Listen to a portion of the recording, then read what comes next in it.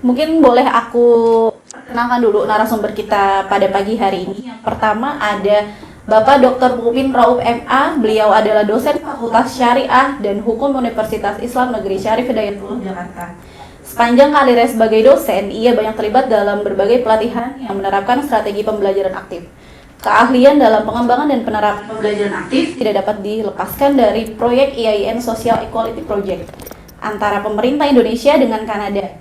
Beliau juga merupakan salah satu tutor dalam e-training Setara. Kemudian untuk narasumber kita yang kedua ada Ibu Retno Listiarti, SPD MSI. Selamat pagi Ibu. Selamat pagi. Oke. Beliau merupakan pemerhati anak dan konten kreator ya Bu? Oh ya. Oke. Aktif di media sosial apa Bu? Media sosial semuanya. Semua ya? Twitter, IG, FB. Oke. Boleh nanti mungkin di follow ya Bu, Ya, diinfokan media boleh, sosial boleh. ya? Oke. Kalau YouTube-nya Jurnal Retno Listiarti. Oke, siap. Bisa di subscribe mungkin teman-teman nanti untuk YouTube ya Bu Retno ya. Terima kasih. Iya. Oke, beliau juga tergabung dalam anggota KPAI periode 2017-2022 dan anggota Satgas Nasional Penanganan Pengungsi Luar Negeri sejak tahun 2018-2022. Beliau memiliki segala prestasi, di antaranya terpilih sebagai 10 perempuan penembus batas dari LBH Jakarta pada tahun 2018. Beliau merupakan Ketua Dewan Pakar Federasi Serikat Guru Indonesia periode 2020-2023. Betul ya, Bu? Betul.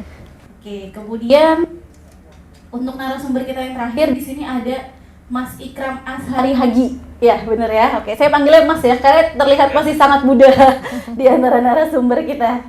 Oke, untuk Mas Ikram ini adalah beliau seorang pengajar yang concern pada perkembangan intelektual para peserta didik dengan pendekatan filsafat.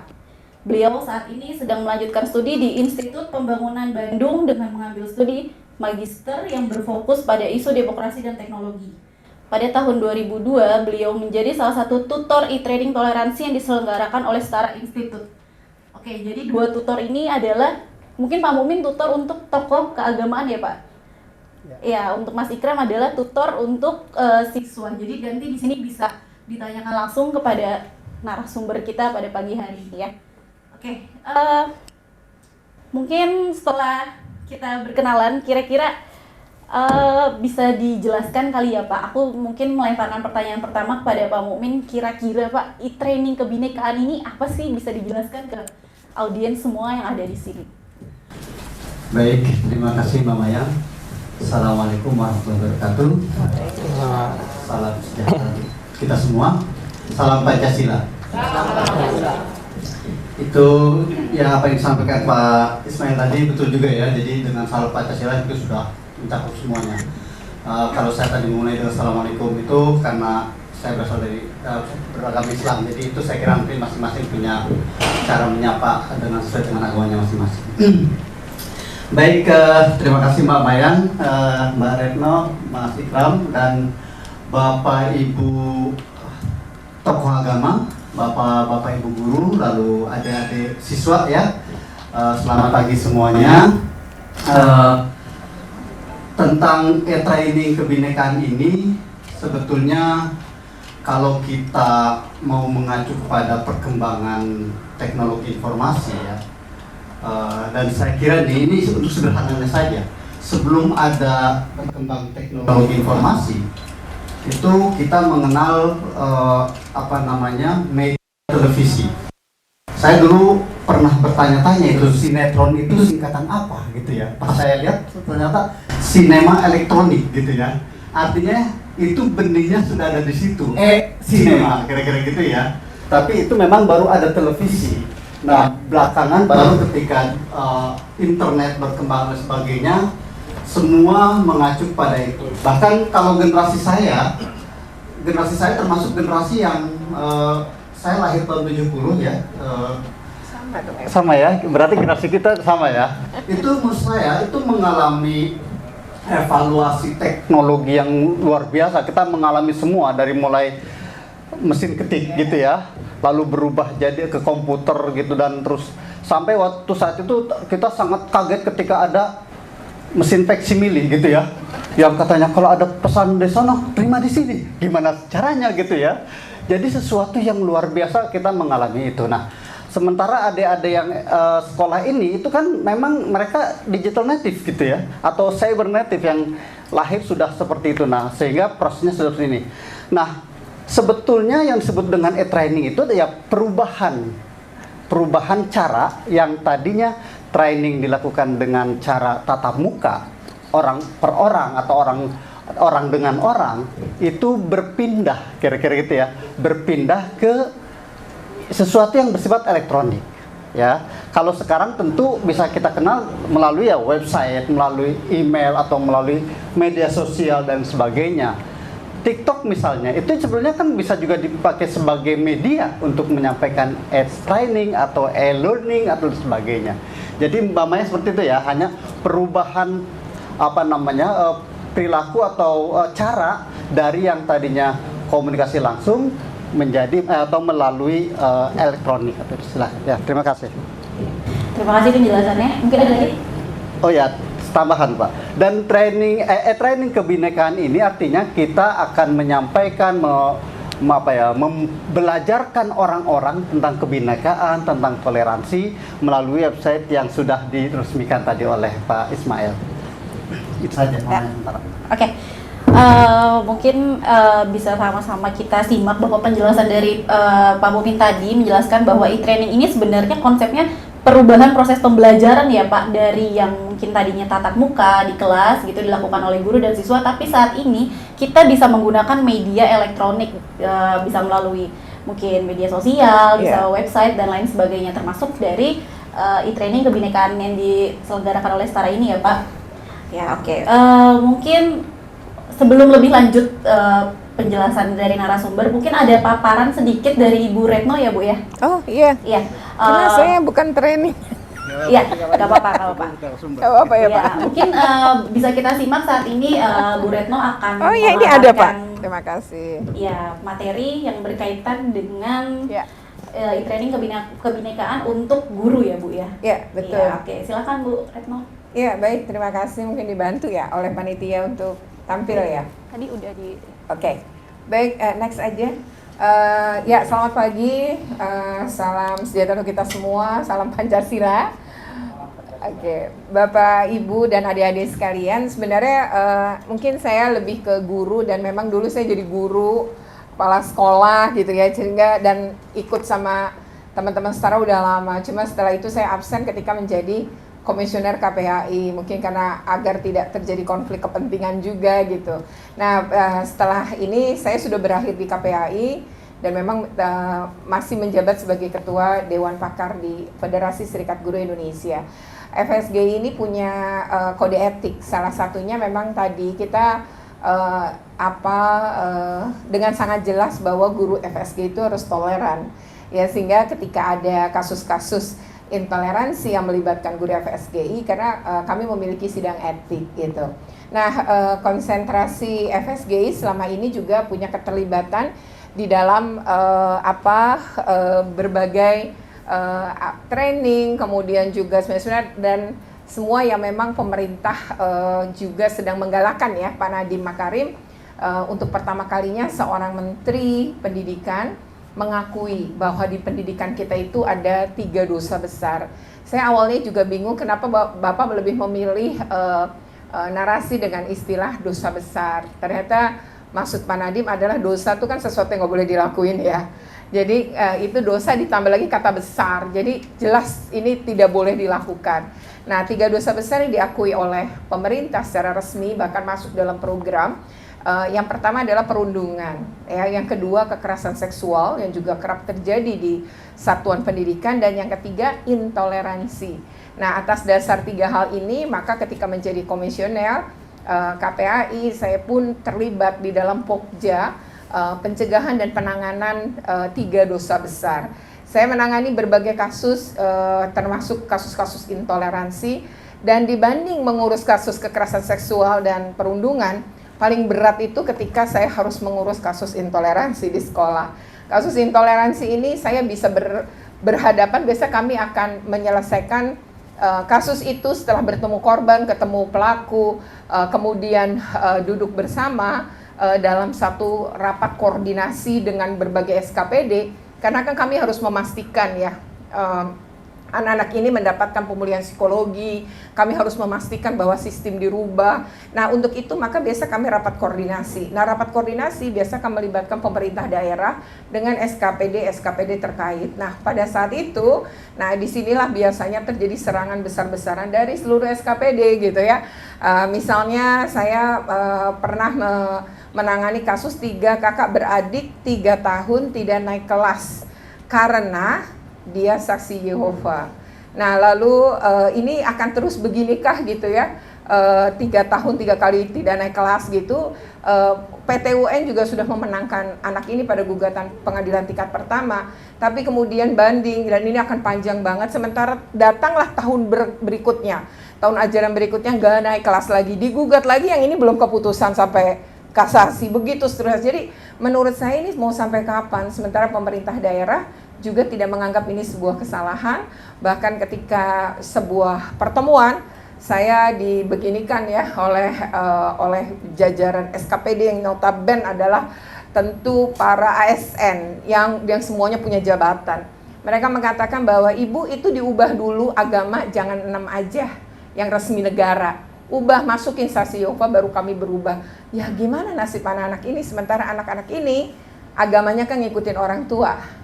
Apakah dia mau kita suruh masuk agama sebagaimana yang 6, sementara dia jelas masih anak-anak. Nah, perspektif anak dan upaya untuk ini tuh ternyata belum dimiliki. Jadi banyak sekali anak-anak yang kemudian karena kasus-kasus intoleransi mereka didiskriminasi, lalu mereka akhirnya memilih untuk sekolah-sekolah PKBM. Nah, ini harusnya nggak boleh terjadi ya, karena Undang-Undang Dasar 45 jelas melindungi hak anak-anak ini. Nah, saya pertama FSDI ingin menyampaikan apresiasi kepada setara institut yang tidak pernah lelah untuk terus menyuarakan pluralisme di negeri ini, yang memang perbedaan adalah keniscayaan ya untuk negeri kita. Kemudian kami juga secara khusus ya, ini websitenya ternyata ini bisa diakses, artinya kalau kami FSG itu punya jaringan di berbagai daerah, artinya sebenarnya tidak perlu datang ke Jakarta, tidak mengumpul di satu tempat, tapi bisa gitu ya diminta untuk bergabung di dalam kalau ingin mengikuti training ini. Dan ini ada sertifikat yang kemudian hitungannya 32 jam. Saya rasa itu juga sesuatu yang bisa menarik minat gitu ya untuk teman-teman guru untuk ikut gitu ya. Tapi yang lebih utama sebenarnya bagaimana mereka itu mengubah mindsetnya gitu ya. Karena sekarang itu tidak pernah ada dalam tulisan anak harus berseragam menggunakan jilbab, nggak ada.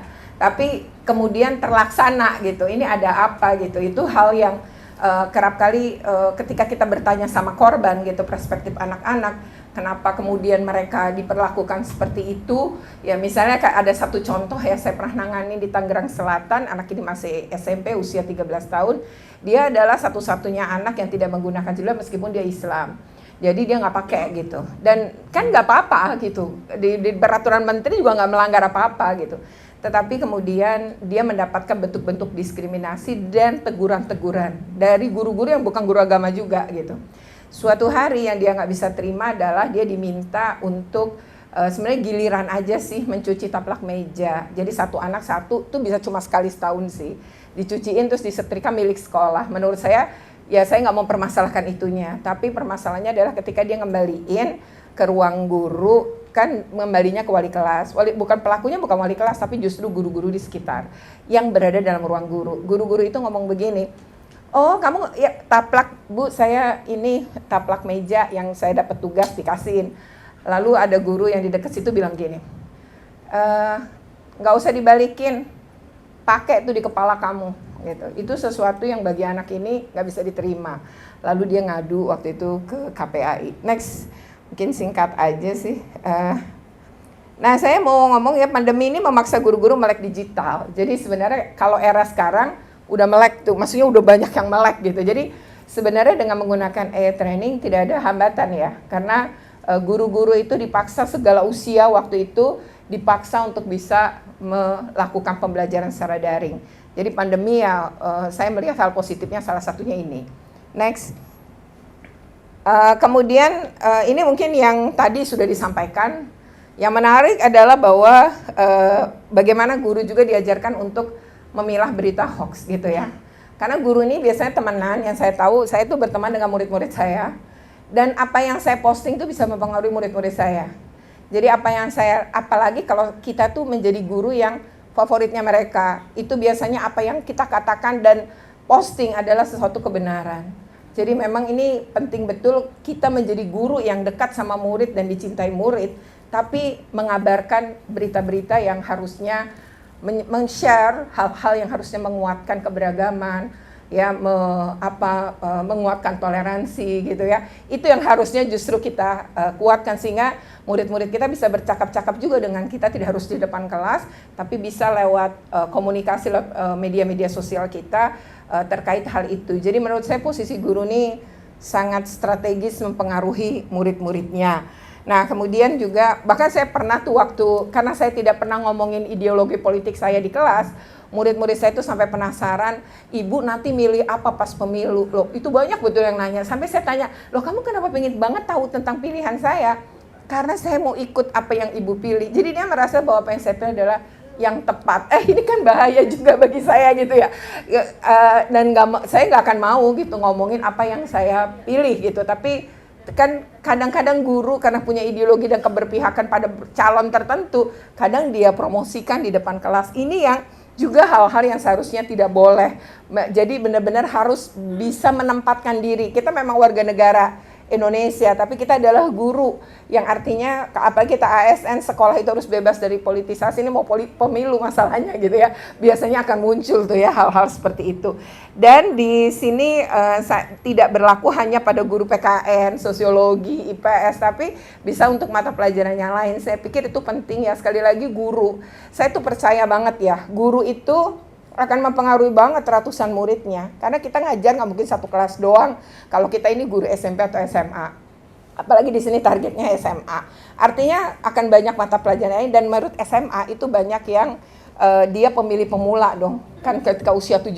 Jadi sesungguhnya ini posisi sangat strategis bagaimana mengubah ya negeri kita ini ya pada anak-anak muda kita ini gitu ya. Saya untuk yang udah tua-tua udahlah, guru-guru yang udah tua-tua juga banyak yang kayak gitu, ya udahlah saya juga nggak mau fokus pada membenahi mereka yang sudah kayaknya sulit banget kita ubah, tapi murid-murid kita ini orang yang bisa kita ubah. Next mungkin ya, berikutnya nih, sebenarnya guru dipidana karena menyebar hoax, ujaran kebencian tuh sebenarnya banyak loh yang dipenjara, yang diapa, tapi saya heran juga ya kenapa tiada berhenti gitu, pada ada undang-undang ITE bahwa ada hal-hal yang kalau dia menyebarkan kebohongan tuh nggak boleh gitu, tapi terus-menerus ini terjadi. Nah mungkin yang terakhir yang dalam catatan-catatan seingat saya ya, terakhir saya nangani setelah 2022 terakhir lah ya, misalnya kasus-kasus bagaimana pemilihan pengurus OSIS. Kenapa kemudian ada bahkan anak ini pun karena dia bukan agama mayoritas, dia pun tidak bisa lolos dalam formatur untuk lolos dipilih. Bukan dipilih langsung, ini masih tahapan awal aja bisa nggak dilolosin gitu. Ini yang menurut saya hal-hal yang kenapa sampai level itu pun kita ngajarin ke anak-anak kita, ya memang betul bahwa ya memilih itu hak kita semua. Dan kita mau memilih berdasarkan agama ya udah gitu, tapi bukan berarti si guru mesti mengajak-ngajak, mempromosikan. Yang ini bahaya, lingkup kecil sekolah nanti akan menjadi lingkup besar negara. Saya percaya bahwa guru-guru kreatif, guru-guru yang toleran, ya ini akan membuat muridnya toleran. Kalau guru dan murid toleran, sekolah akan toleran. Kalau sekolah-sekolah di daerah itu toleran, daerah itu pasti toleran. Jadi kunci pendidikan itu memang penting. Saya menghargai betul apa yang dilakukan oleh Setara Institute, karena pertama mereka konsisten betul. Yang kedua adalah ya ini masalah emang untuk bangsa kita saat ini. Jangan sampai kita negeri yang begini luas terpecah-pecah karena berbagai perbedaan yang seharusnya tidak perlu jadi perbedaan. Tidak perlu perbedaan itu dimusuhi. Dia berbeda ya keniscayaan, emang dari awal kita kan sudah berbeda. Next.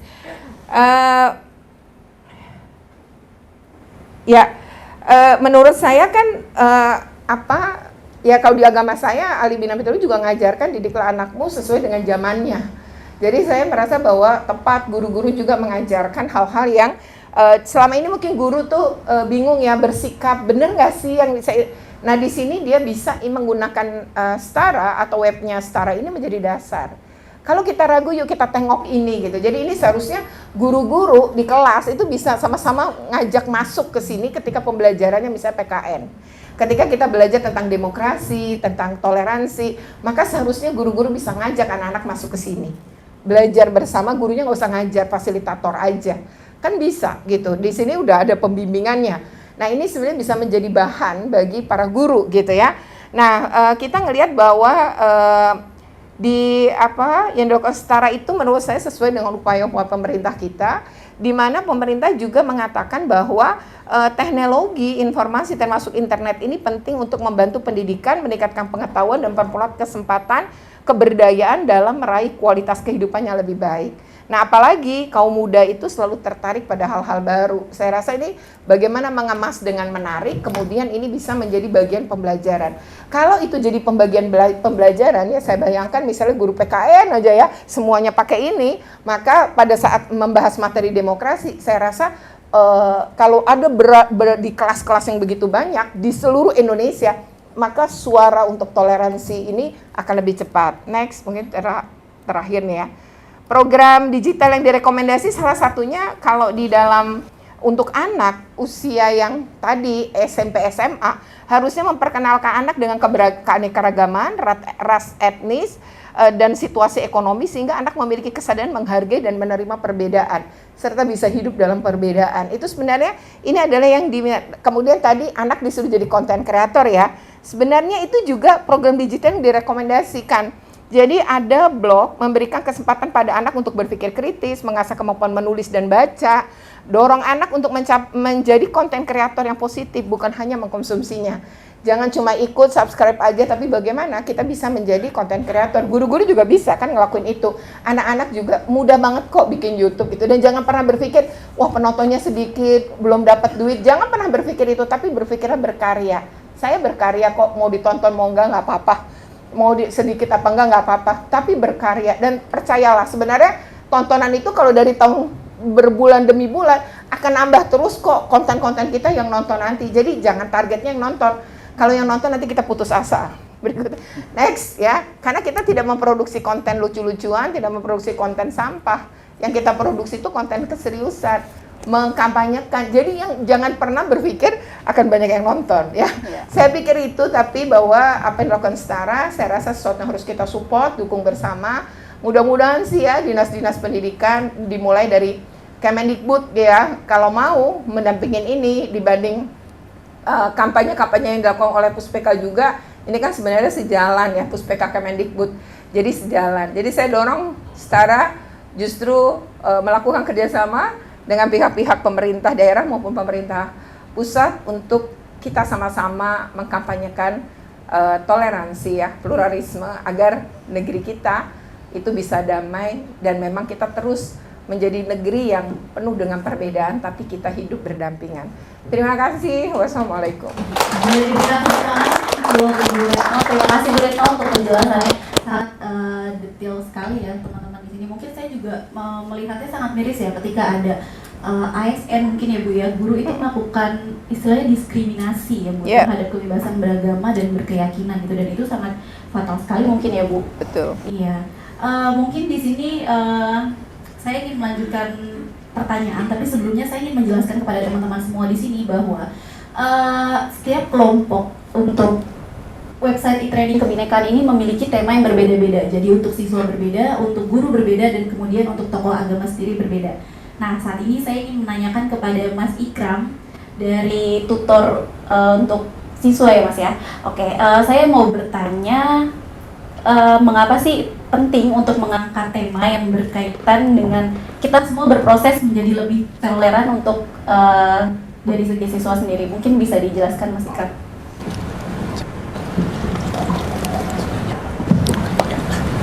Baik, terima kasih. Selamat pagi semuanya, salam sejahtera buat kita semua. Jadi sebelum masuk ke proses sebenarnya, karena namanya proses, jadi itu tuh dan ini latihan ya, namanya kan ini e-training tuh latihan, kata kuncinya latihan gitu. Jadi itu adalah upaya kita semua yang nggak pernah berhenti sampai kita meninggal nanti.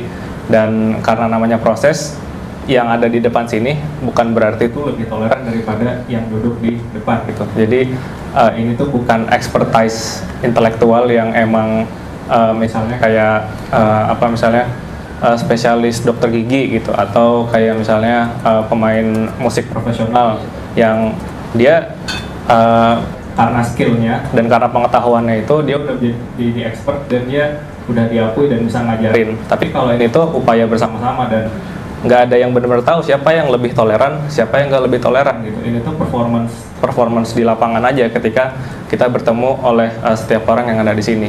Nah, dan juga mungkin yang lebih kelihatan itu ketika kita bertemu orang-orang yang kita nggak familiar sama mereka gitu.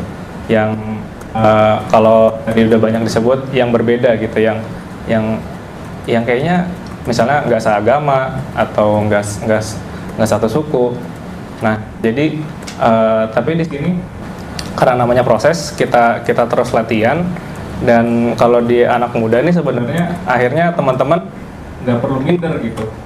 Semua bapak-bapak dan ibu-ibu yang lebih tua dari kita ini tuh bukan berarti mereka udah lebih toleran. Jadi ini tuh kita semua berproses bareng-bareng, saling ngingetin, saling dialog. Dan sebenarnya kalau di anak muda ya, sebenarnya daripada perbedaan agama dan suku budaya gitu, kita tuh justru mesti lebih banyak tuh perbedaan. Misalnya kalau yang fans K-pop nih, misalnya ada satu yang ngefans BTS, satu ngefans NCT, terus berantem gitu. Nah itu tuh perlu saling dialog juga gitu, nggak perlu saling mendiskriminasi, nggak perlu saling nge-hate gitu kan. Atau misalnya kalau yang di sini bapak-bapaknya atau teman suka bola gitu kan, siapa yang fans MU gitu?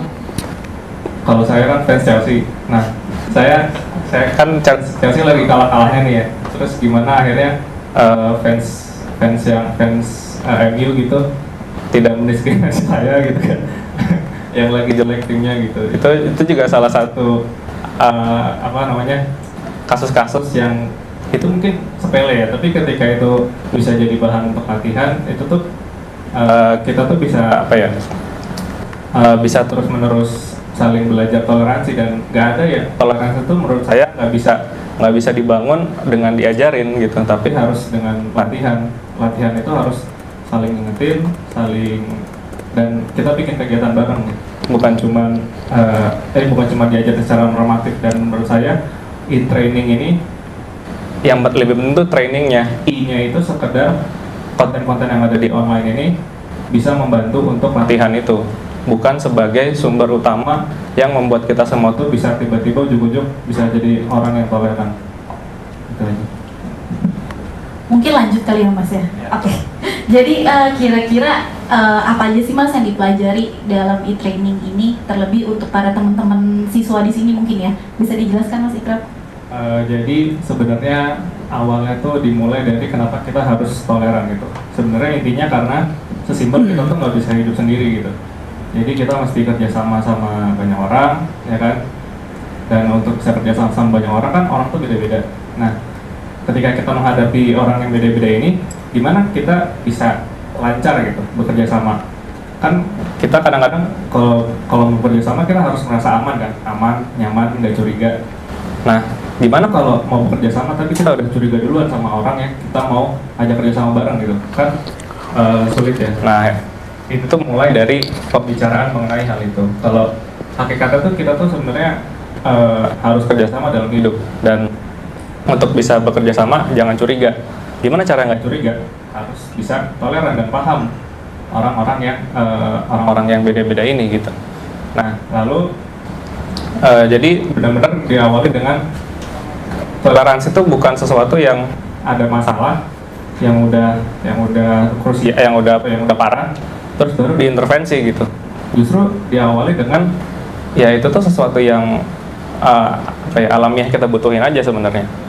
Terus dari situ kita masuk ke kayak kita tuh punya kecenderungan meremehkan orang nggak sih sebenarnya? Kayak ini jadi pengalaman pribadi, saya berangkat dari orang yang suka ngeremehin orang sebenarnya. Terus terus saya jadi nggak punya teman gitu. Dan gimana caranya saya bisa memperbaiki itu? Ya apa namanya? Saya coba kenal lebih banyak orang lain, terus saya sadari saya kurangnya apa, orang lain punya kelebihan apa gitu. Sebenarnya sesimpel itu sih, sesimpel ini ajakan-ajakan untuk mencoba berpikir reflektif aja buat teman-teman semua gitu. Jadi terus habis itu dari setelah proses itu kita mengenali lebih banyak contoh-contoh orang-orang yang berbeda-beda.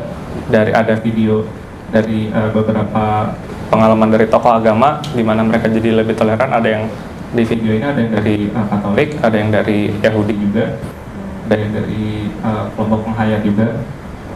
Terus ada contoh bagaimana dulu Nabi Muhammad itu menjadi pribadi yang sangat toleran ketika assign Bilal bin Rabah menjadi seorang muazin, di mana Bilal bin Rabah itu kan kulit hitam ya, tapi Nabi Muhammad tidak memandang berdasarkan warna kulitnya, tapi gimana kualitas dia memiliki kualitas suara yang bagus. Akhirnya itu Nabi Muhammad assign dia menjadi muazin pertama itu karena berdasarkan kualitas dirinya dia, bukan karena warna kulitnya yang berbeda gitu.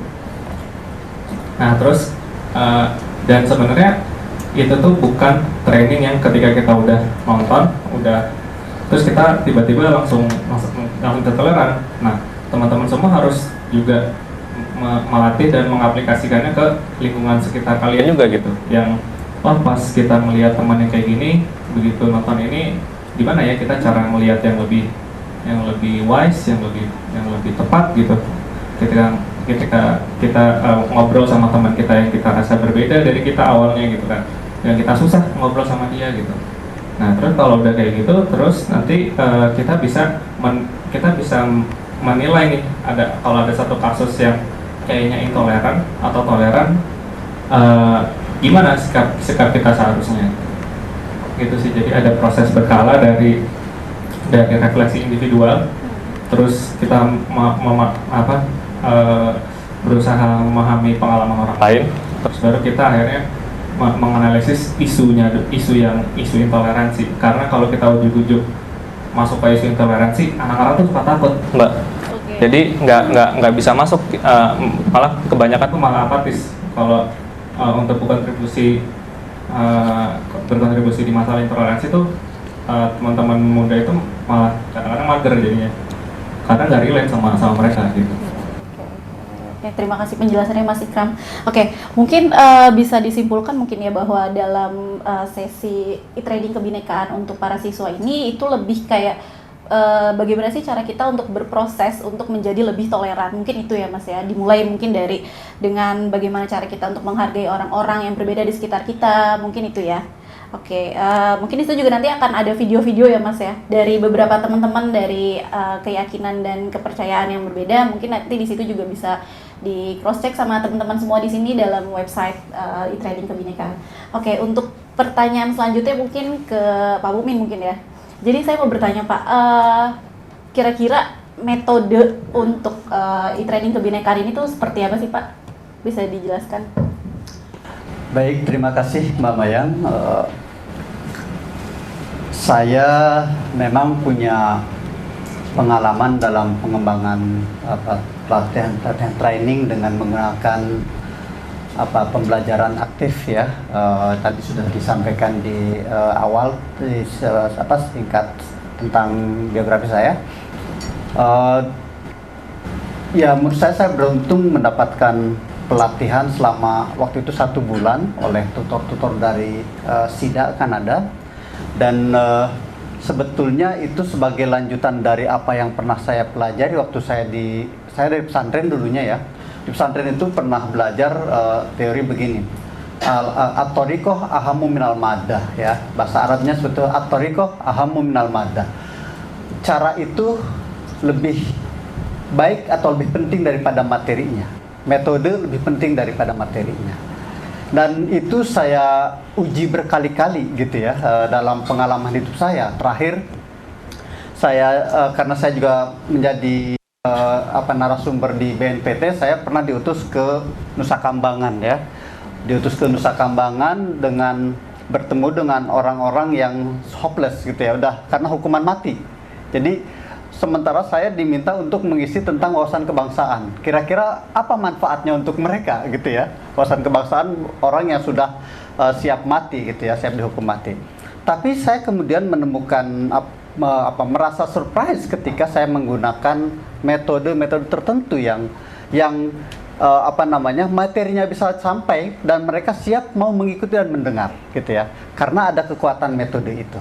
Nah, begitupun dengan e-training ini yang kalau saya dipersiapkan untuk ke tokoh agama ya, itu kami nanti Mbak Syera saya kira akan mensimulasikannya ya, akan mensimulasikan beberapa. Jadi kami menyampaikan atau merancang e-training untuk para tokoh agama ini dengan menggunakan tadi itu berbagai macam metode yang menyenangkan. Jadi tidak hanya saya menyampaikan ceramah, tapi ada beberapa aktivitas yang kemudian bisa menggali bukan hanya yang sifat kognitif, tapi juga afektif dan psikomotorik gitu ya. Jadi peserta diajak terlibat langsung untuk melakukan sesuatu, melakukan simulasi, melakukan game, dan tapi kemudian pesannya mengarah kepada pesan tentang toleransi itu, semangat toleransi, terus sikap toleransi, kesadaran toleransi dan sebagainya. Jadi nanti Bapak Ibu, adik-adik juga bisa lihat di situ. Sekali lagi tidak hanya dalam bentuk ceramah, tapi juga ada beberapa simulasi dan permainan yang mengarah kepada pemunculan tiga ini tadi, tiga ranah itu, kognitif, psikomotorik dan konatif. Itu nama yang sementara. Terima kasih Pak Mumin. Mungkin di sini bisa digarisbawahi ya, tadi Pak Mumin menjelaskan bahwa metode itu sangat penting ya Pak, meskipun tidak mengesampingkan dari materi sendiri gitu ya. Tapi ketika materi mungkin yang bisa dibilang cukup berat, tapi kalau kita memilih metodenya dengan efektif ya Pak, dengan tepat, itu mungkin bisa jadi materi yang menyenangkan, bahkan seperti tadi pengalaman Pak Mumin ya, menemui narapidana terorisme yang sudah mendapat vonis mati. Mungkin ya memang buat apa ya Pak mereka mempelajari kebinekaan, mempelajari toleransi, wawasan kebangsaan dan sebagainya gitu, karena mereka pun sudah siap mati gitu, sudah siap dieksekusi mati. Tapi ternyata Pak Mumin punya metode yang ternyata tuh justru membuat mereka itu fun, membuat mereka itu bahkan terbuka gitu, bahwa pemikiran mereka tuh selama ini ternyata tuh kebinekaan itu begini ya gitu. Itu karena salah satu kesuksesan atau keberhasilan metode yang dipilih sama Pak Mumin. Mungkin itu ya Pak ya secara garis besarnya ya. Oke, ada lagi mungkin? Oh iya, satu lagi. Maaf, ini sih ada ya. Sebagai tambahan ya, tadi juga Ibu Reto sudah menjelaskan. Ternyata ada yang lebih penting dari metode, yaitu ustadz, kalau bahasa Arabnya ustadz, guru atau ya pengajar ya, itu jauh lebih penting dari metode. Artinya kenapa para siswa itu begitu misalnya terpesona, terkesima dengan Ibu Retno, karena sosok Ibu Retnonya ya, ada sosok yang dia toleran, pluralis dan sebagainya gitu ya, sehingga apa yang disampaikan Ibu Retno kemudian diterima. Nah, tapi ini juga penting kemudian ketika tokoh-tokoh agama misalnya mengajarkan tentang merasa dikorbankan, menjadi korban dan sebagainya, itu yang akan terjadi adalah sikap memusuhi kelompok lain. Dan di Indonesia itu ternyata kasus merasa dikorbankan itu bukan hanya minoritas, mayoritas selalu disampaikan seperti itu. Kita kok mayoritas kok begini kan gitu. Akhirnya kan muncul emosi gitu kan, lalu muncul kebencian kepada pemerintah, kebencian kepada orang lain. Dan itu yang saya kira dengan adanya e-training ini yang dibuat oleh Setara Institute, kita harapkan meng-counter semua itu gitu ya. Apalagi tokoh agama yang memang banyak terjadi di masyarakat memang harus punya bekal yang pemikiran yang lebih toleran dan plural gitu ya. Jadi itulah nanti e-training yang disiapkan oleh Setara dapat menjadi bekal ya Bapak Ibu, baik guru, adik-adik siswa pun tokoh agama, untuk kemudian menyampaikan kepada jemaah atau jemaatnya gitu ya, atau kepada pengikutnya. Itu harapannya. Terima kasih. Mungkin pertanyaan satu lagi Pak, Ya. Kita sambung aja langsung ya. Pak Mumin ini kan kebetulan tutor untuk tokoh agama ya Pak, terkait dengan tema. Tema yang diangkat di sini adalah bagaimana tokoh agama membangun ruang perjumpaan dan dialog bagi tokoh agama. Nah, untuk membangun ruang dialog antar tokoh agama itu kan bisa masih dikatakan lumayan sulit gitu ya Pak di Indonesia ini. Nah, kira-kira dalam training kebinekaan ini di dalam website itu, apakah di situ akan ada kiat-kiat atau ide-ide yang diberikan oleh Pak Mumin untuk melakukan dialog-dialog interaktif antar keagamaan? Mungkin bisa dijelaskan? Baik, terima kasih Mama ya. Beberapa materi yang kami siapkan di training itu untuk tokoh agama memang fokusnya adalah pada merancang atau menciptakan perjumpaan. Jadi yang dimaksud perjumpaan itu adalah bagaimana tokoh agama bersama tokoh agama atau lintas agama itu sering mempertemukan baik tokoh agama maupun masyarakat yang berbeda agama dan suku bangsa lainnya gitu. Karena dengan cara itu orang bisa berkenalan, orang bisa menghapuskan kesalahpahaman pada dirinya gitu.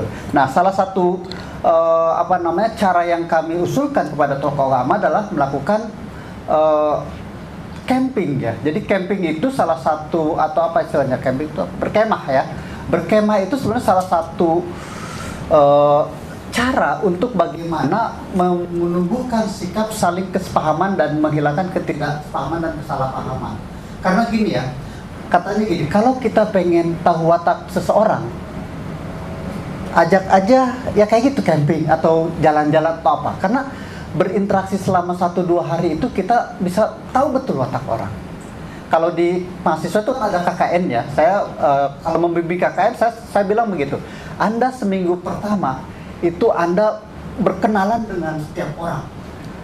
Minggu kedua Anda mulai tahu siapa masing-masing orang itu seperti apa.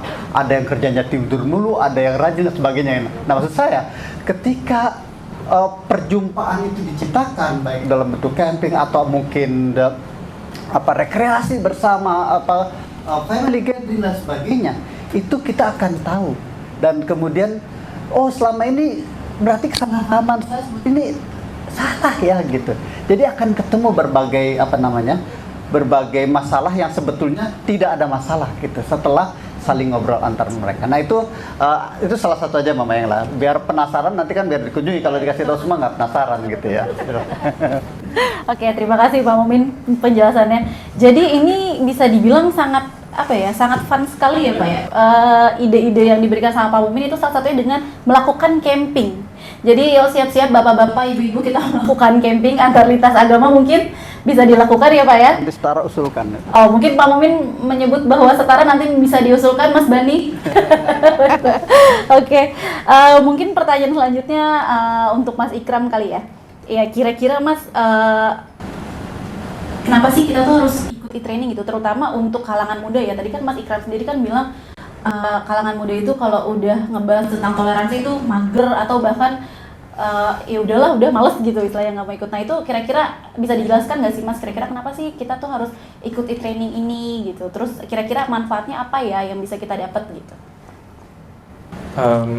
Yang pasti sih soal akses ya, bisa gratis kan, ini bisa diakses dari mana aja. Dan kayak kalau kita di kamar, kalau lagi nugas, bikin tugas bosen gitu, coba aja mungkin sekali-sekali buka ini Setara, terus nanti diselingin Netflix gitu, balik lagi ke sini, nggak masalah. Itu fleksibilitas itu yang paling bermanfaat. Tapi untuk kebutuhan ingin menjadi toleran, menurut saya akan sangat bermanfaat ketika untuk anak-anak yang emang udah niat, udah punya kepedulian itu. Jadi ketika udah punya kepedulian, ini bisa semakin menjadi suplemen untuk men-trigger untuk belajar, dan akhirnya bisa menemukan sumber-sumber lain yang mungkin lebih kaya daripada konten yang saya susun di dalam e-training ini. Jadi ini bukan satu-satunya sumber. Belajar menjadi toleran itu bisa dari mana saja. Ada yang banyak yang lebih kaya, sudut pandangnya juga lebih luas, dan ini hanya manfaat utamanya hanya menjadi pemicu untuk latihan dan pencarian yang lebih jauh untuk menjadi pribadi yang lebih toleran. Oke. Terima kasih Mas Ikram jawabannya. Jadi kenapa sih kita harus ikut e-training kebinekaan ini? Karena salah satunya adalah gratis ya Mas ya, dan bisa diakses dimanapun karena ini digital. Jadi ketika dalam perjalanan mungkin, atau misalkan kata Mas Ikram tadi kalau lagi gabut, mungkin untuk teman-teman di sini bisa diakses website Setara gitu ya Mas ya, sembari diselingi dengan Netflix katanya, atau mungkin ada yang lain video Disney Hotstar, mungkin bisa diselingi dengan itu. Oke, mungkin saat ini kita buka sesi tanya jawab aja untuk teman-teman semua di sini karena waktu juga sudah tinggal sedikit. Boleh silakan yang mau bertanya bisa disebutkan nama, kemudian instansi mungkin ya, dan misalkan guru atau dari siswa dan lain sebagainya. Bisa dari Bapak itu 1, 2, 3, 4 ya. Ini dari bapak-bapak semua, dari ibu-ibu nggak ada yang mau bertanya? Oh ada, oke. Dari anak-anak ya. Nanti tunjukkan. Iya. Monggo Pak. Saya juga. Boleh, nanti Bapak itu nomor 2 ya Pak. Oke. Terima kasih pada panitia penyelenggara. Salam Rahayu. Nama saya Mulo Sitorus. Diundang di acara ini dari Pengurus Penghayat Kepercayaan Terhadap Tuhan Maha Esa, MLKI, Majelis Luhur Kepercayaan Terhadap Tuhan Maha Esa. Jadi saya penghayat dan Mbak Is juga penghayat. Saya dari Ugama Malin, Parmalin dari Toba, dan beliau ini dari Kapribaden dari Jawa Tengah. Nah, jadi terima kasih buat Setara dan panitia yang mengundang kami. Ini acara sangat luar biasa.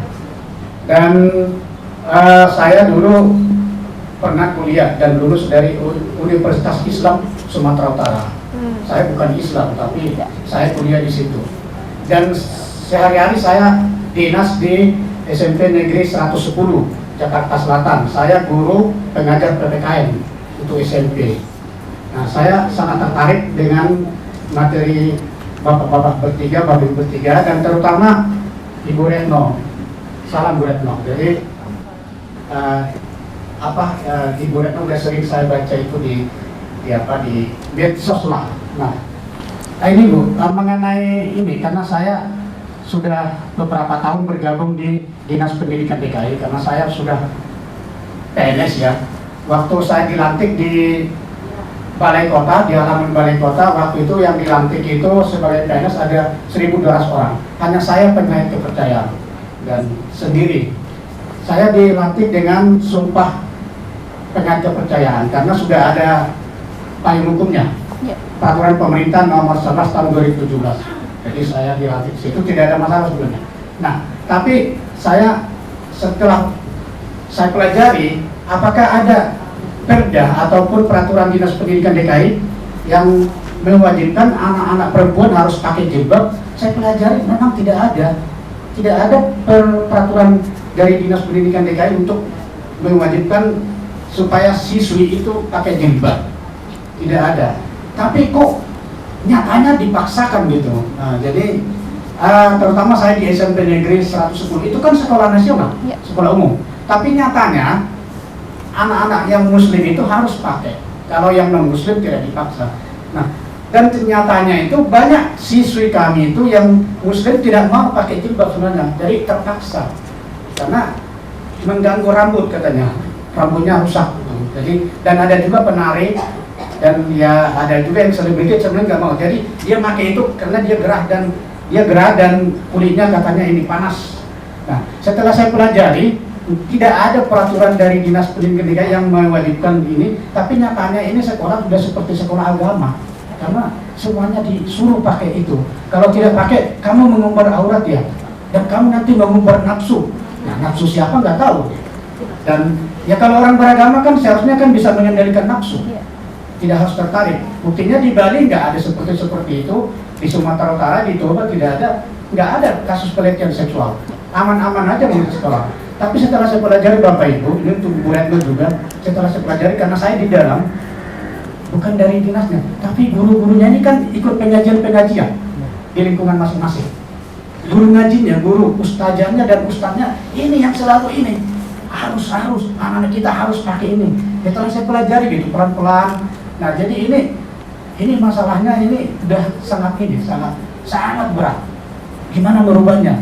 Bukan di sekolah loh, bukan dari itu, tapi di masyarakatnya itu. Guru-guru ini kan sore atau malam atau Sabtu atau Minggu kan ikut pengajian. Yang dari ustazahnya atau ustaznya. Nah ini yang selalu ini harus anak-anak kita harus dilindungi supaya jangan terjadi bahaya begini. Harus pakai jilbab. Nah di situ. Jadi ini sebagai informasi saja. Dan kemudian tadi yang dari Bapak juga untuk ini untuk training kebinekaan para tokoh agama, saya sangat setuju ikut diajak ini aja lah Pak. Gimana dibuat diskusi seperti ini ataupun camping ya, itu tergantung dari panitia sendara ya. Dan lebih senang kalau kami diajak dari pengayat. Nah, kalau kami diajak dari pengayat supaya kalau bisa pemuda diajak supaya ini, karena walaupun sudah banyak payung hukum yang melindungi kami, tapi masih tetap juga ini ya namanya belumlah sepenuhnya hak kami dipenuhi di negara ini, belum. Walaupun sudah ada payung hukumnya. Nah itu saja masukan untuk panitia dan para narasumber. Terima kasih atas kesempatan yang diberikan kepada kami. Salam Rahayu. Itu kan zaman Karl Marx itu kan bangsawan proletar ya. Kalau di Amerika ras putih, ras hitam gitu kan. Kalau di agama toleransi yang susah dibangun itu Yahudi, Nasrani, Islam. Lebih kepada saya lebih baik daripada yang lain. Ya. Jadi bagaimana meruntuhkan di hati ini toleransi itu hanya menghilangkan dari rasa saya lebih baik dari mereka. Segalanya, baik itu tahta, harta, pengetahuan, dan segala macamnya. Nah, apakah training kebinekaan ini latihan-latihan toleransi, menghargai perbedaan, bisa diberikan contohnya gitu? Dari saya mungkin sekian. Ya, salam Pancasila. Salam Pancasila. Terima kasih Pak Jamaluddin. Mungkin untuk pertanyaan selanjutnya. Bapak Ibu sekalian, selamat pagi.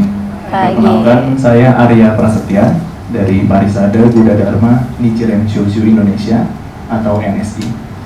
Nah, terima kasih Bapak Ibu narasumber, tadi sudah dijelaskan tentang latar belakang dan juga semangat dari dibuatnya e-training ini, luar biasa, yang sebagai wujud dari kepedulian kita terhadap Indonesia.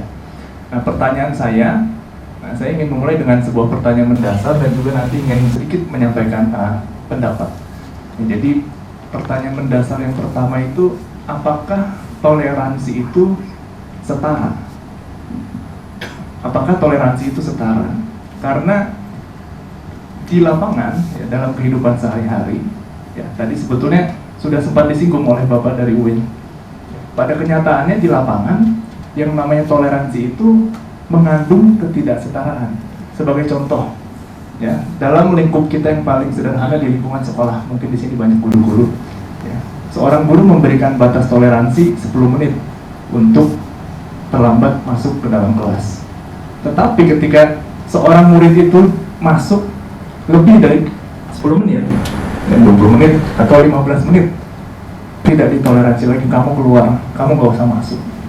Nah, jadi kental sekali, ya, makna dari toleransi itu adalah sebuah ketidaksetaraan, di mana ada seorang yang lebih besar, yang lebih berkuasa, itu memegang kendali, ya, untuk mengatur, ya, kepada orang-orang yang di bawahnya, yang kurang berdaya, seolah-olah seperti itu. Nah, saya pikir di dalam kehidupan sehari-hari, ya, mungkin kalau misalnya di dalam pendisiplinan, di dalam membentuk sebuah keteraturan di masyarakat, itu oke, konsep toleransi. Tetapi kalau sudah lebih jauh, apalagi kita bicara tentang agama, ya, agama itu kan tentu goalsnya adalah kemanusiaan, ya, yang namanya kemanusiaan itu kan berarti sifat-sifat manusia. Apa sih yang membedakan manusia ini dengan yang non manusia? Ya, tentu adalah perasaannya, rasa menerimanya, kesadarannya, bagaimana dia bisa berempati dengan yang lain.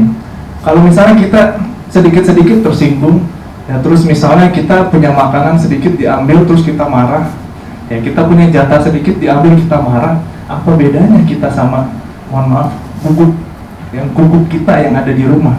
Ya kalau saya pelihara guguk, ada guguk, ya ada 2. Jadi guguk itu ketika dikasih makanan, ya yang satu udah datang duluan, ya terus yang satu datang diambil kan, berantem dia. Kalau misalnya kita seperti itu, apa bedanya kita dengan guguk itu? Nah itu saya pikir kalau misalnya kita masih menanamkan mindset kita di batas toleransi dalam kehidupan sehari-hari, akan terjadi seperti itu. Karena ada batas. Ketika batasnya dilampaui, itu akan terjadi kemarahan, ketersinggungan. Nah, kalau kita lihat lebih jauh, misalnya di dalam maknanya, di dalam kamus di KBBI, maupun di dalam kamus barat, Merriam-Webster, maknanya juga seperti itu. Ya, jadi toleransi, tadi saya sempat mencatat, sedikit ya Bapak Ibu. Kalau dari KBBI, toleransi itu adalah batas ukur untuk penambahan atau pengurangan yang masih diperbolehkan. Lalu penyimpangan yang masih dapat diterima dalam pengukuran kerja. Jadi ada batas-batas di situ. Nah lalu di dalam Merriam-Webster saya coba cari referensi lain, di mungkin orang barat punya makna yang lain, tapi ternyata sama. Jadi di dalam Merriam-Webster maknanya juga capacity to endure pain or hardship. Ya, jadi the allowable deviation from a standard. Jadi penyimpangan yang diperbolehkan dari suatu standar. Jadi batas dan batas seperti itu. Nah lalu yang pertama, apakah toleransi itu setara? Itu pertanyaan mendasar dulu. Nah lalu yang kedua, tadi karena sedikit menyinggung tentang BNPT, saya jadi teringat pengalaman ketika mewawancarai Pak Nasir Abbas. Jadi kebetulan saya juga sempat meneliti ya, tentang transformasi diri dari seorang yang sangat ekstrim, kok dia bisa berubah menjadi orang yang sangat manusiawi. Lalu ada satu kata kunci yang diceritakan oleh Pak Nasir Abbas yang membuat dia berubah, yaitu ketika dia berbicara empat mata dengan jenderal polisi yang namanya Pak Bekto Suprapto. Jadi Pak Nasir Abbas sangat tersentuh. Kenapa? Karena Pak Bekto betul-betul menerima dia sebagai seorang manusia. Tidak ada pengawalan, borgolnya dilepas, lalu dia berbicara empat mata di ruangan. Padahal menurut Pak Nasir Abbas, oh bisa aja saya bunuh dia, saya sangat terlatih, ya dalam 5 detik saya bisa lumpuhkan dia. Tapi kok dia tidak melihat saya sebagai sosok yang sangat berbahaya. Itu yang menyentuh. Saya pikir di situ ada poin akseptasi. Dia merasa diterima, bukan toleransi. Kalau toleransi mungkin Pak Bekto tetap meninggalkan pengawalnya di pojok-pojok, ya karena ketika nanti misalnya Nasir Abbas melakukan sesuatu yang membahayakan, diserang, ya yang melampaui batas toleransinya. Saya pikir itu poin akseptasi, ya yang memang real di dalam kehidupan sehari-hari, ternyata sangat bisa menyentuh dan bisa membuat perubahan yang sangat mendasar dalam perilaku seseorang. Nah, contoh ekstrimnya seorang teroris, yang seorang pimpinan jamaah Islamiyah pada saat itu bisa berubah dengan akseptasi. Nah, saya pikir itu, ya terima kasih atas kesempatannya. Saya Darius TK, tokoh agama dari Gereja Katolik yang berdomisili di Kota Depok. Bicara Kota Depok, mungkin Bapak Ibu familiar ya terkait dengan isu-isu yang bicara soal intoleransi dan sebagainya. Mungkin masih ingat di mana kita bicara soal jemaah Ahmadiyah seperti itu, walaupun dalam peraturan bersama 2 menteri ya, itu keberadaan jemaah Ahmadiyah itu tidak dipersoalkan. Namun fakta hukumnya hari ini masih dipersoalkan oleh sebagian. Itu bagi saya ketika bicara toleransi, walaupun saya dari Gereja Katolik, saya sangat prihatin. Betul hari ini saya dengan teman-teman Ahmadiyah masih terus melakukan advokasi apabila ada hal-hal dari teman-teman yang tidak menginginkan adanya perbedaan untuk terus melakukan diskriminasi terhadap mereka. Namun dari hal yang saya tangkap tadi ada satu pertanyaan ke Bu Retno, ya, ketika di awal tadi Bu Retno mengatakan bahwa ada 3 dosa besar. Ketika tidak ada bicara dosa besar itu tidak boleh dilakukan, yaitu satu perundungan, yang kedua kekerasan seksual, yang ketiga intoleransi. Nah, kebetulan pada tahun 2022, tepatnya 6 Desember telah diresmikan Undang-Undang KUHP yang terbaru, sehingga saya menyinggung soal kekerasan seksual itu. Ya. Kebetulan mungkin Bapak Ibu bisa buka di KUHP baru, yaitu pasal 410, itu di mana di sana ketika dalam konteks edukasi, pendidikan dan edukasi, dalam konteks kekerasan pelecehan seksual dan sebagainya, itu dinyatakan bahwa hanya orang yang direkomendasi atau yang berkompeten untuk mempromosikan atau mensosialisasikan kontrasepsi misalnya seperti itu. Nah itu kan menjadi persoalan bagi kita ketika harus orang tertentu, sementara dalam konteks pendidikan singgung soal guru dan sebagainya, seharusnya mereka boleh memberikan edukasi dalam konteks itu. Tetapi di undang-undang terbaru, ya di pasal 410 ayat 1 itu menyatakannya orang yang berkompeten atau orang petugas khusus. Berarti kan yang seharusnya melibatkan masyarakat banyak, tapi pada undang-undang ini malah diperkecil. Bagaimana dalam konteks dosa besar yang disampaikan Ibu Retno yang berhubungan dengan kekerasan seksual yang mungkin hari ini menjadi bayalahir bagi kita semua. Oleh karena itu pertanyaan ini saya tujukan ke Ibu Retno untuk bisa menjawab pertanyaan. Terima kasih. Masih mungkin pertanyaan terakhir dari depan. Mungkin dari teman-teman dari siswa ada perwakilan 1 orang yang bertanya nanti ya. Monggo Bu, silakan. Terima kasih, saya duduk saja nggak apa-apa. Kebetulan saya juga mengajar di SDN Joglo kelas 1 SD. Nah harapan saya sebetulnya ini sangat bagus sekali. Kemungkinan training ini juga bisa dikembangkan ke usia dini ya Mas, karena kalau terkait dengan toleransi biasanya kan basic anak kecil itu sangat mengcopy paste gitu ya. Contohnya kebetulan saya mengajar di kelas 1 SD Joglo itu karena muridnya 1 di sekolah itu, jadi saya datang mengajarnya ya dimanapun dia mau, bisa di perpustakaan, kemudian juga bisa di ruang teras kepala sekolah, terserah nih anak maunya gimana gitu, saya mengikuti senyamannya dia belajar, karena di sekolah itu sudah ada belajar pendidikannya Merdeka Belajar, jadi saya mengikuti. Terus kemarin juga dia maunya udah di perpustakaan aja gitu. Nah di sana ada suatu momen yang kebetulan saya tidak hadir, namun saya memberikan tugas mewarnai tentang keberagaman gitu. Di kelas saya bilang sama wali kelasnya, saya mohon izin untuk muridnya bisa belajar di dalam kelas gitu supaya dia tidak kemana-mana.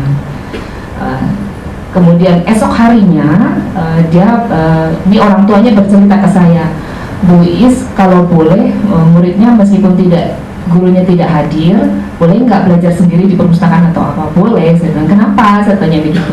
Iya soalnya di kelas itu pulang dari sekolah dia tanya, Mah ini mohon maaf nyuwun sewu, ini karena anak kecil yang bertanya, saya menyampaikan, Mah kata gurunya kalau bukan Allah itu bukan Tuhan gitu. Jadi saya juga kaget gurunya ngomong begitu, orang tuanya bertanya ke saya begitu. Oh kok begini ya gitu. Saya juga agak menyesalkan juga karena anak kecil di SD ini kan memang dia dari kecil sudah menyatakan diri memang kami dari penghayat kepercayaan. Terus kemudian saya bilang, saya menjelaskan, besoknya saya menjelaskan, enggak adik, saya bilang itu kan memang itu tergantung bahasa. Saya bilang karena kebetulan gurunya mengajarkan bahasa Islam, karena itu ajaran kan juga dari Arab kan bahasanya Allah, saya bilang gitu. Tapi kalau kemudian teman penghayat atau dari ajaran penghayat kan Tuhan yang Maha Esa atau Tuhan yang Maha Agung atau bisa Sang Yang Widi atau bisa apapun lah dari tergantung dari bahasa wilayahnya Pak Mulia. Jadi hal semacam itu kemudian saya jadi melek mata juga. Wah ini anak kecil kalau dengan hal begini kan langsung menyerap gitu ya. Jadi saya tadi sangat mendukung sekali apabila e-training ini juga bisa dikembangkan untuk usia dini sehingga anak-anak kecil ini juga bisa mendapatkan. Kalau anak kecil kan dikasih gambar atau dikasih apa kan belajarnya juga lebih mudah gitu. Kemudian yang kedua adalah mempertanyakan gini, kebetulan MLKI dan Puan Hayati ini juga sedang mengembangkan sekolah digital karena kan lintas provinsi ya, kebetulan anggotanya kan juga dari beberapa provinsi. Ini dari Puan Hayati juga sedang menyusun konsepnya untuk sekolah digital. Apakah memungkinkan nanti bisa kerjasama dengan Setara sebagai tutornya atau apa gitu ya, kolaborasi kegiatan yang mungkin nanti bisa kita kerjakan bareng-bareng. Itu saja sih, terima kasih. Mungkin dari unsur siswa ada yang mau bertanya? Satu, oke, boleh. Mungkin singkat aja ya Mbak ya. Kemudian saya Natasha dari perwakilan dari Padisana Gunadarma di Cina Indonesia. Seperti Mas Arya tadi, di sini mungkin saya sebagai siswa ingin berpendapat ya, mungkin juga ingin bertanya, kalau misalnya di sini kan fokusnya kepada siswa, kemudian guru, kemudian ada tokoh agama. Gimana kalau misalnya concernnya itu ditambah kepada orang tua? Karena saya melihat dari siswa, misalnya dilihat dari sekolah saya sendiri ataupun sekolah teman-teman saya yang tidak satu sekolah sama saya, demikian ada perbedaannya gitu. Semisalnya orang tua yang mohon maaf muslim gitu ya, pasti akan mengarahkan anaknya mungkin lebih ke sekolah negeri atau lebih ke pesantren gitu. Begitu juga mungkin yang rasnya ras keturunan keturunan Chinese gitu ya, mungkin seperti saya. Orang tua itu akan lebih merasa aman, akan lebih merasa nyaman ketika disekolahkan di sekolah swasta yang memang sama-sama satu ras gitu. Atau mungkin sekarang banyak sekali sekolah-sekolah yang yayasannya tuh agamanya dari Kristen, dari Katolik, yang dari orang tuanya sendiri mungkin Chinese juga dan mungkin Kristen atau Katolik, maka disekolahkan di satu sekolah yang rasnya sama, yang agamanya sama gitu. Gimana mungkin pendapatnya Bapak atau Ibu yang mungkin di sini guru juga pasti sebagai orang tua juga gitu, mengenai concern itu dia sih. Gimana caranya orang tua nih, atau gimana cara biar perbedaan ini tuh tidak menimbulkan konflik gitu. Karena dari siswa sendiri, misalnya siswa nih study tour ke museum Museum Macan atau museum nasional yang ada di Indonesia gitu, yang di sekitar Jakarta. Semisalnya bertemu gitu ya antara sekolah A dan sekolah B, kemudian mereka berbeda ras gitu kan, akan terlihat sekali gitu. Ya seperti yang Bapak sebut tadi gitu kan, saya merasa saya lebih unggul gitu, mungkin karena kulit saya lebih putih, atau misalnya yang berhijab itu saya merasa saya lebih syar'i karena menutupi aurat, kayak gitu sih. Itu aja sih, cukup dari saya. Terima kasih. Kan kalian, pertanyaan yang pertama itu dari Pamulo, dari Penghayat, itu seperti tidak ada peraturan tentang, mungkin pertanyaan ditujukan untuk Bu Retno ya Pak ya. Ya, jadi tidak ada peraturan tentang berhijab ya Bu untuk siswi yang beragama muslim. Tapi pada kenyataannya di lapangan itu memang sekolah-sekolah, terutama sekolah negeri ya Pak, itu seperti mengeneralisir bahwa siswi muslim harus menggunakan hijab. Nah itu menurut Ibu seperti apa? Nanti mungkin bisa ditanggapi, atau mau ditanggapi dulu? Terserah mau gimana Mbak Mayang. Mungkin boleh ditanggapi dulu aja kali ya. Mungkin singkat-singkat aja ya Bu. Baik ya, sebenarnya itu bukan cuma Jakarta sih ya Pak. Saya udah ke berbagai daerah di Indonesia, mayoritas seperti itu. Bahkan untuk Sumatera Barat yang bukan beragama Islam pun wajib pakai gitu. Jadi memang saya sudah mereka bahkan di Sumatera Barat alasannya terlindung dari gigitan nyamuk gitu ya, hal-hal yang bagi saya tuh sangat tidak logis gitu. Terus kalau menghindari nyamuk demam berdarah ya bersihin lingkungannya begitu, bukan anak yang suruh dijilbabin gitu ya kalau bagi saya gitu. Nah itu sebenarnya di berbagai daerah termasuk di ibu kota negara.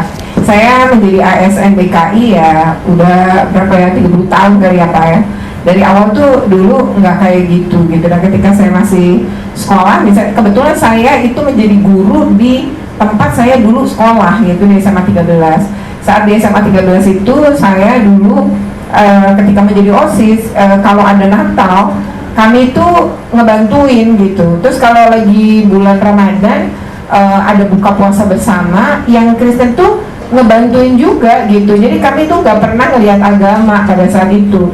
Tetapi ketika saya menjadi guru, awalnya juga belum. Tapi seiring, saya teringat betul di 2010 itu kuat sekali gitu sampai hari ini. Saya juga kasihan anak-anak SD itu pakai jilbab, pakai apa? Maksud saya gini ya, makai nggak apa-apa kalau itu kesadaran, monggo silahkan, kemauan dia sendiri, nggak apa-apa, memang nggak boleh dilarang. Tapi diwajibkan juga nggak boleh gitu. Nah, mewajibkan dan bahkan menteri itu bilang loh, menghimbau aja nggak boleh. Karena kalau guru-guru menghimbau ada relasi kuasa yang tadi Bapak katakan ya, relasi kuasa itu adalah kalau kita cuma menghimbau anak-anak sebaiknya tuh menggunakan, itu seperti perintah bagi anak-anak gitu. Jadi ini sebenarnya ada problem dan anak-anak saya ini kan lagi musim hujan ya.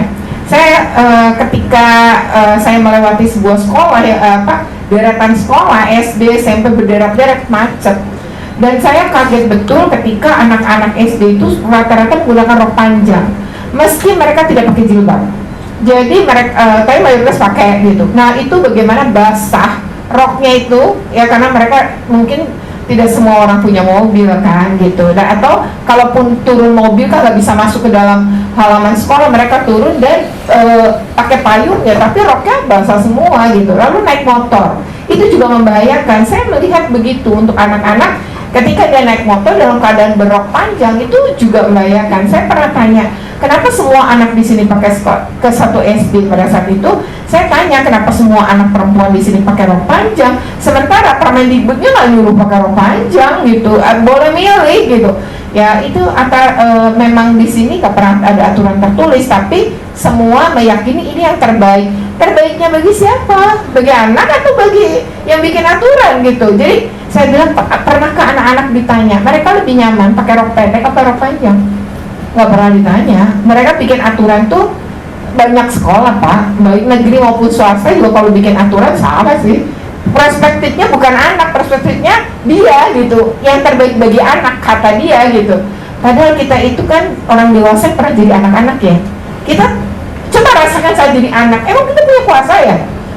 Artinya kalau nggak ditanya, kita nggak ngomong, itu bisa terjadi. Kalau ngomong dikira kurang ajar. Jadi ketika kita masih kita pernah jadi anak, anak-anaknya nggak pernah jadi kita yang dewasa. Jadi artinya kita jangan punya perspektif begitu. Jadi anak kalau ngelakuin pun tidak atas dasar kesadaran, tapi seragam. Saya rasa itu menurunkan nilai jilbab itu sendiri kalau bagi saya. Karena harusnya dia adalah hal yang penuh kesadaran. Ini sesuatu yang saya yakini kenapa saya harus pakai dengan sepenuh tadi ya, sepenuh kesadaran saya.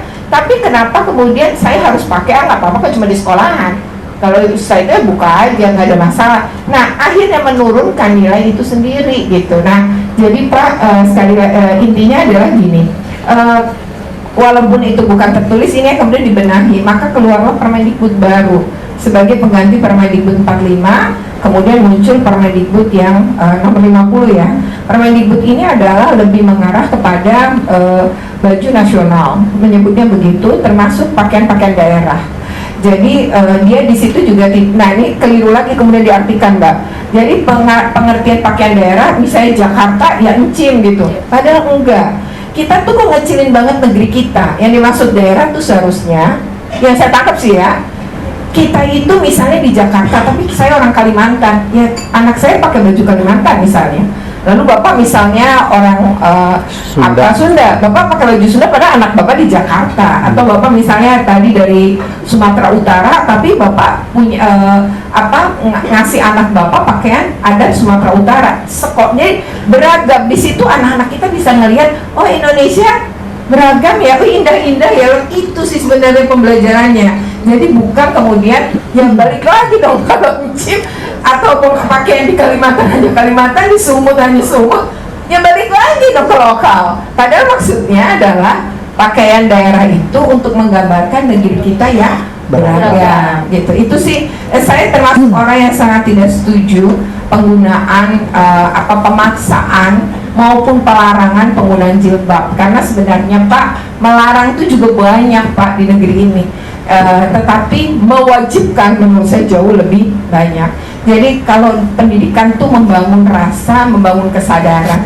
Jadi sesungguhnya orang terdidik itu adalah tajam dalam berpikir, ya kenapa dia kemudian melakukan itu, dia tahu alasan. Yang kedua, dia punya kehalusan nurani. Ya kalau orang terdidik tidak punya dua hal itu, menurut saya dia cuma tersekolahkan, tapi dia tidak terdidik, ya saya pikir itu. Oke, mungkin untuk menjawab pertanyaan dari Pak Darius ya Bu, terkait dengan kekerasan seksual mungkin gitu ya Pak, dalam undang-undang terbaru PKS. Iya, mungkin bisa ditanggapi Bu. Baik, yang soal itu ya, saya sih sebenarnya agak bingung dengan KUHP yang baru ya. Itu juga untuk penyidik tuh hanya milik kepolisian. Jadi nanti penyidik KPK, penyidik yang lain itu nggak punya ya. Itu menurut saya bahaya ya, ketika semua berada dalam monopoli satu gitu. Itu aja hal prinsip yang sebenarnya saya nggak setuju. Meskipun saya bukan ahli hukum gitu, tapi soal isi ya Pak, saya baru tahu ya Bapak sebut 410. Tapi menurut saya, misalnya soal alat kontrasepsi seperti Bapak katakan, sebenarnya kita ini kan bisa mencari jalan lain. Misalnya harus ahlinya bisa lewat video kan Pak, direkam si ahli ngomong share aja gitu.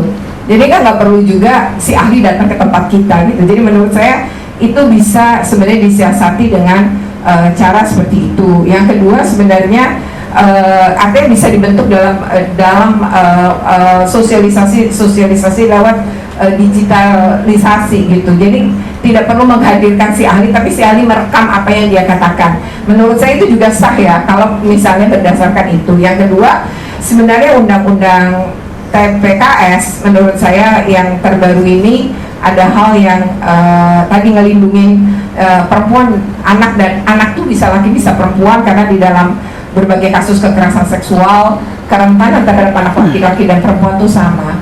Dampaknya dari kita tidak melakukan pendidikan seksual, kita menganggap pendidikan seksual itu hal yang tabu, kita tidak berikan ketika anak-anak kita kecil sedari dini, dan itu berdampak kemudian kepada anak-anak kita yang akhirnya dia bahkan tidak tahu kok dirinya dilecehkan dan dicabuli. Jadi menurut saya mungkin ini momentum juga ya bagi kita untuk sama-sama ini pendidikan seksual itu bukan hal yang tabu, itu penting, karena begitu kita memberi pendidikan seksual kepada anak kita sedari dini sebenarnya kita melindungi dia juga.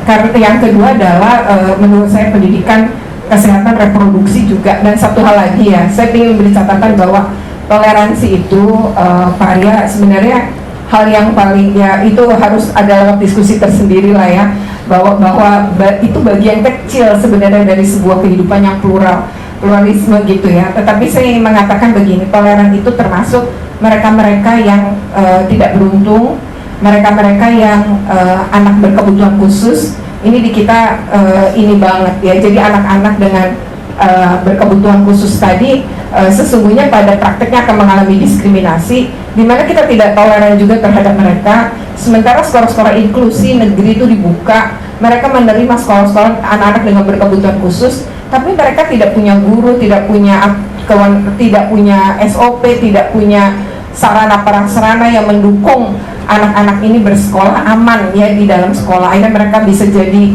bahan bully dan lain-lain. Jadi menurut saya toleran itu sebenarnya luas sih.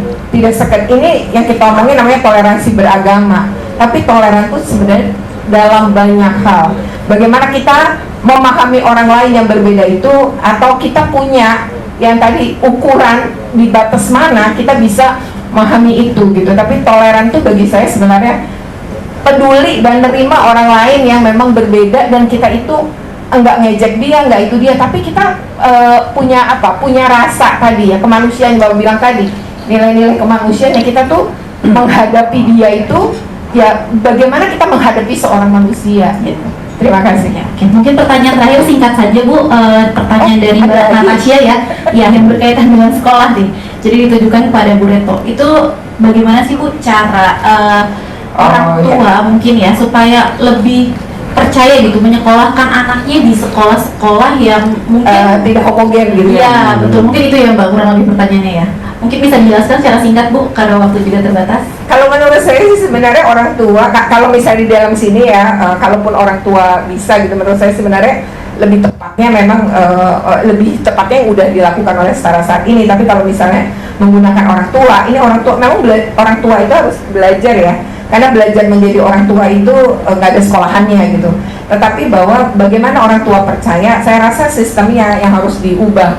Jadi siapapun orang tua akan percaya menyekolahkan dimanapun tanpa dikasih kesadaran kalau kita membangun sistem di mana kita itu ya tadi setaranya terlihat sama, perlakuannya sama, bahwa manusia itu betul-betul diperlakukan dengan sama di semua tempat, termasuk misalnya di sekolah-sekolah negeri. Kalau sekolah negeri itu kan sekolah yang memang plural ya, artinya dia memang berbeda, dia beragam ya, dari awal memang beragam, sehingga menurut saya kata Ki Hajar juga tempat yang paling tepat melakukan pendidikan karakter itu di pendidikan di sekolah terutama, karena karakter itu bisa dibangun dan kalau sistemnya dibangun di sekolah itu, gurunya juga, semuanya juga, maka akan betul-betul karakter anak-anak itu terbangun. Nah problemnya itu tadi ya, ketika kemudian kita lebih intoleransi itu menguat di negeri ini, maka ya makin nggak yakin orang tua seperti tadi dengan ras yang berbeda, dengan agama yang itu menjadi ragu menyekolahkan anak di sekolah negeri. Padahal sebenarnya sekolah negeri itu justru tempat menyemai keberagaman, anak belajar keberagaman itu harusnya di sekolah negeri. Ya. Oke, terima kasih penjelasannya untuk Bu Retno. Bisa diberikan tepuk tangan untuk teman-teman di sini. Selanjutnya mungkin pertanyaan dari Bu Is ya, itu mungkin aku minta Mas Ikram untuk menjawab. Kira-kira Mas, tadi Bu Is memberikan saran ya, bisa nggak sih kalau e-training ini juga ditujukan untuk anak-anak yang usia dini gitu mungkin ya Bu ya? Kira-kira gimana Mas Ikram menjawab? Mungkin tergantung setara juga ya, soalnya kalau semuanya saya yang buat, menurut saya juga tidak capable untuk anak usia dini, karena saya lebih familiar dengan mahasiswa dan anak SMA gitu. Nah ini mungkin jadi ini mungkin bukti juga kalau membangun sikap toleran itu nggak bisa sendirian akhirnya. Jadi kalau ternyata nanti ada mungkin ibu juga sendiri bisa memberi konsultasi ke setara, kayak gimana sih kita bisa mendidik anak tuh yang untuk anak usia dini itu lebih toleran gitu. Tapi sesimpel dengan sebenarnya dengan forum kayak gini, dengan adanya pendapat-pendapat yang berbeda-beda, terus dari yang saya juga baru tahu kalau dari sisi penghayat kayak gitu, dan sangat kaget ketika guru bilang, guru yang muslim bilang seperti itu ke anaknya, ke anak muridnya yang bagi saya yang Islam, menurut saya itu biasa aja. Ternyata bagi sisi penghayat lumayan bikin sesuatu yang mengejutkan gitu. Ini merupakan pembelajaran yang organik ya menurut saya. Jadi latihan untuk toleransi itu nggak bisa sampai sini aja, tapi harus dilakukan, kayak ada snowballing efeknya gitu. Jadi kita punya tanggung jawab masing-masing yang sudah sadar gitu. Dan mungkin sedikit menambahi juga ke Mas Arya, apakah toleransi sama dengan setara gitu? Saya setuju dengan Bu Retno bilang toleransi itu hanya, kalau bahasa saya itu pintu gerbangnya aja. Jadi toleransi itu memaklumi perbedaan, perbedaan itu nggak selalu buruk, ya kan? Tapi setelah kita maklum, ada step selanjutnya seperti memahami. Memahami itu kan bukan sekedar maklum ya, kita harus tahu si ini apa aja fiturnya, sifatnya bagaimana, kelebihannya apa, kekurangannya apa gitu kan. Terus setelah memahami, ada memperlakukan secara adil gitu. Dan akhirnya di sini ketika ada yang jahat, ya melakukan sesuai dengan, kalau orang jahat ya kita nggak bisa toleransi gitu. Akhirnya di sini bukan masalah toleran, tapi masalah keadilan gitu. Dan orang-orang yang baik harus kita apresiasi gitu. Akhirnya kesimpulannya tidak sama sebenarnya antara toleran dan setara gitu.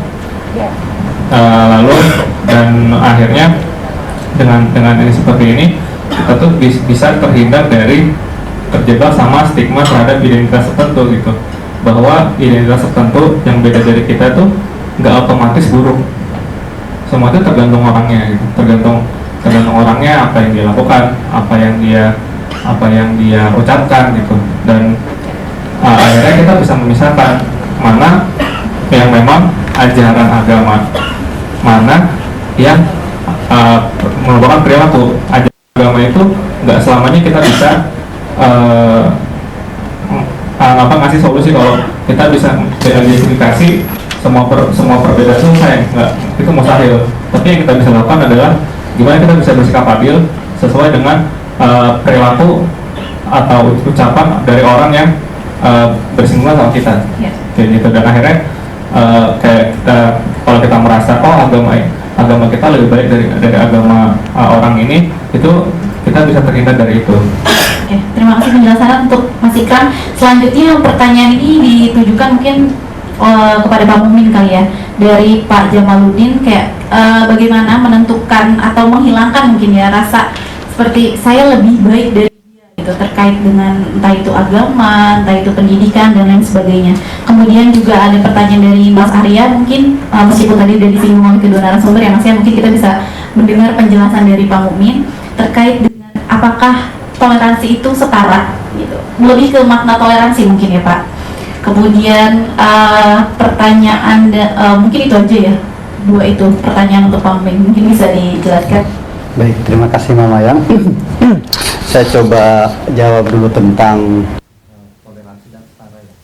Kalau menurut saya toleransi itu lebih ke sikap. Sikap. Sedangkan setara lebih ke perlakuan. Jadi misalnya kayak gini, kita menyikapi bahwa di sekolah itu semua berbeda, gitu ya. Ada yang Muslim, ada yang Hindu, ada yang Hindu, ada yang Buddha, ada yang Katolik, ada yang Kristen. Ada yang memang mau pakai kerudung, ada yang enggak, gitu ya. Tapi semuanya memiliki hak yang setara, diberikan hak setara oleh sekolah, tanpa ada membedakan satu dengan lainnya. Itu pemahaman saya. Jadi setara lebih ke sikap, toleransi lebih ke sikap, setara lebih ke perlakuan, kalau perlu sampai perlakuan hukum bahkan ya, gitu. Lalu tentang cara menghilangkan keegoan. Ya, tadi menurut saya keegoan itu salah satu cara untuk menghilangkannya adalah melalui pertemuan itu, gitu ya. Sebab kalau anak-anak dibesarkan di sekolah dari SD sampai perguruan tinggi misalnya yang Muslim ya, di sekolah Islam semua, dan itu yakin saya nggak berinteraksi dengan yang lain, itu akan mudah sekali disusupi radikalisme gitu, atau kebencian kepada orang yang berbeda gitu ya. Tapi ketika masuk ke sekolah negeri yang seharusnya idealnya sekolah negeri itu tidak menginginkan satu agama tertentu, maka itu akan muncul gitu sikap-sikap saling menghargai orang lain. Dan gini, bahwa kebenaran, setiap agama punya klaim kebenaran, iya gitu ya, tapi agama lain juga punya klaim kebenaran. Nah, kalau klaim kebenaran itu itu akan jadi berantem gitu. Ya cukup saja kebenaran ini agama saya adalah buat saya, dan dalam agama saya juga harus menghormati kebenaran agama lain, kelemahan orang lain. Saya kira begitu. Nah, tapi termasuk saya juga pernah di UIN Jakarta kan negara universitas negeri ya. Itu seharusnya menurut saya itu rakyat Indonesia atau siapapun yang mau kuliah di situ tidak harus Muslim seharusnya, gitu. Karena itu akademik, bukan agama, tapi akademik. Maka dan ketika seorang misalnya ada orang yang beragama Katolik yang masuk situ, tidak juga harus dijilbabi gitu ya, silahkan dengan itu itunya. Apalagi misalnya tapi karena itu sudah masuk ke tata tertib tentang berjilbab ya, mahasiswa harus berjilbab. Nah, itu memang harus juga dikritisi ya. Tidak bisa begitu ketika ini universitas negeri gitu ya. Kalau swasta yang memang warnanya agama sangat mungkin melakukan itu, tapi kalau negeri kan untuk semua haknya ya, agama apapun boleh berkuliah di situ. Ya, itu tambahan. Terima kasih. Oke, terima kasih penjelasannya Pak Mumin. Ya, kita berikan tepuk tangan sekali lagi untuk narasumber kita pada siang hari ini. Mungkin satu perlu saya sampaikan di sini kepada Setara, bahwa tadi dihimbau oleh Bu Is ya dari kepercayaan, bahwa saat ini kelompok kepercayaan itu sedang melakukan sudah melakukan bintek untuk menjadi pengajar begitu ya Bu ya. Nah, apakah dimungkinkan kelompok penganut kepercayaan ini bekerja sama dengan Setara terkait dengan website training ini, mungkin begitu ya Bu ya. Oke, baik, terima kasih untuk narasumber kita pada siang hari ini. Ya, bagaimana Bu? Oh ya, 2 menit cukup ya? Kalau saya melihat fenomena yang terjadi saat ini yang mengenai toleransi dan kehidupan bermasyarakat, berbangsa bernegara seperti itu, jadi kita memang terlalu ikut arus ya. arus dari dunia, ya, karena toleransi ini kan konsep dunia global gitu. Padahal kalau kita lihat di Indonesia, sebetulnya masyarakat kita itu kulturnya adalah orang-orang yang nerimo, gitu. Mereka nerimo gitu, nggak burik-burik lah gitu. Kalau misalnya ada orang yang berbeda, dia bisa memahami gitu. Oh, kita sesama manusia, dia bantu. Yang nggak kenal aja dibantu, dikasih makan dan lain sebagainya. Jadi apakah boleh usul gitu ya di sini bahwa kita ya boleh saja kita berbeda dari pandangan global tentang toleransi, ya kita mengusulkan bahwa ini memang kultur kita yang akseptasi itu. Sebagai bangsa Indonesia, kita bangsa yang akseptan terhadap perbedaan itu, karena kulturnya Bhinneka Tunggal Ika itu adalah orang-orang yang bisa menerima perbedaan ya sebagai satu bangsa Indonesia gitu. Ya pada saat kita menikah pun seperti itu kan, kita tidak lagi menoleransi, tapi kita menerima perbedaan istri kita yang tukang kentut misalnya atau tukang mobil gitu. Tapi karena kita cinta, kita terima dia apa adanya, kita akses, kita tidak lagi toleransi. Kalau toleransi kan kamu kentut saya ceraiin ya. Jadi itu aja usulnya. Jadi kita boleh saja kita berbeda dengan pandangan global, ya kita mengusulkan bahwa ini yang betul-betul Indonesia, kita adalah bangsa yang akseptan, bangsa yang akseptasi. Gitu Mbak, terima kasih. Oke, terima kasih Mas Arya. Boleh kita berikan tepuk tangan untuk Mas Arya. Semoga website e-training ini, website e-training kebinekaan yang diselenggarakan oleh Setara Institute dapat membantu kita terutama dalam berproses menuju masyarakat yang lebih toleran. Mungkin itu saja, saya kembalikan pada MC. Terima kasih. Assalamualaikum warahmatullahi wabarakatuh. Selamat siang.